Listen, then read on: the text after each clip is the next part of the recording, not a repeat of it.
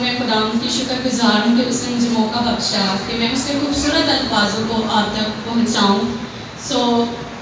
آپ دلوں میں اپنے لیے دعا کریں تاکہ ابلیس کلام کو چوری نہ کریں. ہاللیلویا. میرے ساتھ نکالیں متی 27 باب اور اس کی 45 اور چھایا رہا.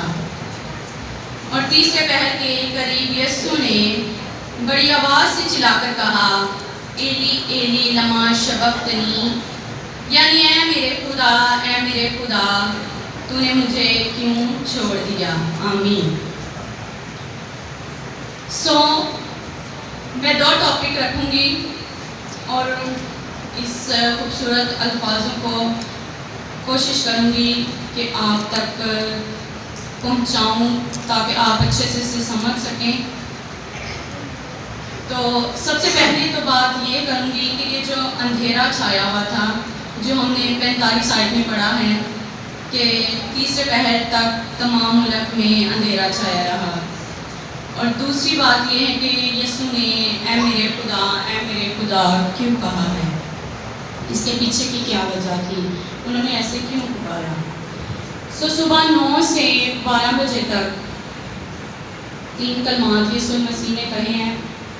اور جیسے ہی 12 بجتے ہیں، جب سورج اپنی پوری آب و تاب میں ہوتا ہے، اپنی پوری روشنی سے وہ چمک رہا ہے. آپ کو پتا ہے کہ جب 12 بجتے ہیں تو بہت تیز دھوپ ہوتی ہے، اس قدر تیز دھوپ ہوتی ہے کہ سورج کی طرف دیکھا بھی نہیں جا سکتا.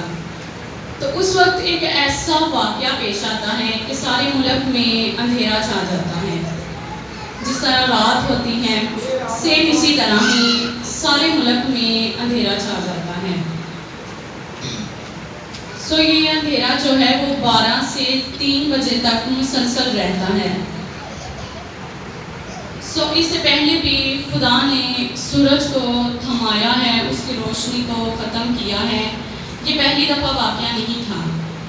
اس کے لیے کچھ حوالے بھی ہیں جو شاید جو بائبل پڑھتے ہیں وہ ان حوالوں کو شاید جانتے ہوں. تو میں وہ حوالے آپ کے سامنے پیش کروں گی. یشوع 10 باب اس کی 13 آیت ہے، دوسرا سلاطین 20 کی 12، خروج 2 باب، پطرس 2 باب کی 20. ان حوالوں میں ہم جب پڑھتے ہیں، جب ہم اسٹڈی کرتے ہیں تو ہمیں پتہ چلتا ہے کہ خدا نے سورج کو پہلے بھی تھمایا ہے، اس کی روشنی کو ختم کیا ہے، کیونکہ یہ سارا نظام خدا کا بنایا ہوا ہے. وہ جب چاہے سورج کی روشنی کو تھما سکتا ہے، اس کی روشنی کو بحال کر سکتا ہے، کیونکہ یہ اس کی بنائی ہوئی چیزیں ہیں. تو وہ جب چاہے اپنے اختیار کو لاگو کر سکتا ہے. ان باتوں سے یہ ظاہر ہوتا ہے کہ یہ جو سورج کی روشنی ختم ہوئی تھی یا اندھیرا چھا گیا تھا، یہ کوئی گرد و غبار نہیں تھا. ہم اسے سورج گرہن نہیں کہہ سکتے، کیونکہ اس دور کے جو لوگ تھے انہوں نے کافی ڈسکس کی ہے اس بارے میں کہ یہ شاید ایک بادل تھا جس کی وجہ سے اندھیرا چھا گیا تھا. لیکن ایسا نہیں ہے.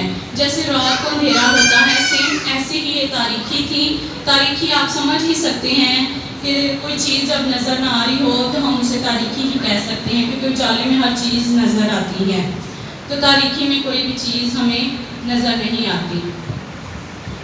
تو اس کا کیا مطلب ہو سکتا ہے کہ یہ جو تاریکی تھی، کیا یہ یسوع مسیح پر جو ہو رہے تھے ظلم، خدا ان کو چھپانا جا رہا تھا، یا ان کی جو موت واقع ہونے والی تھی اس کو چھپا رہے تھے؟ ایسا بالکل نہیں ہے، کیونکہ یہ ہمارے خیال ہیں. لیکن اس کے پیچھے کی جب میں نے اسٹڈی کی ہے تو یہ بات ظاہر آئی ہے کہ یہ جو تاریکی تھی یہ خدا کے غضب کو ظاہر کرتی ہے. تاریکی جو ہے وہ خدا کے غضب کو ظاہر کرتی ہے، جس کے لیے میں آپ کے سامنے حوالے پیش کروں گی جن میں یہ بات ظاہر ہے کہ تاریکی جو ہے وہ غضب کو ظاہر کرتی ہے. یسایہ 5 باب اس کی 13 ہے، آموس 5 باب، متی 24 باب، مرکز 13 باب ہے، اور لوکا 21 اور اعمال 2.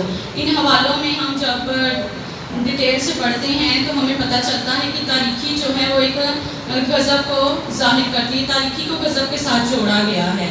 اس کا تعلق جو ہے وہ خدا کے غضب سے ہے، کیونکہ خدا تو نور ہے، اس کا جلال جو ہے وہ ہمیں نور میں دکھائی دیتا ہے. اس لیے غضب جو ہے وہ تاریکی ہے، جب خدا کا غضب ظاہر ہوتا ہے تو تاریکی ظاہر ہوتی ہے۔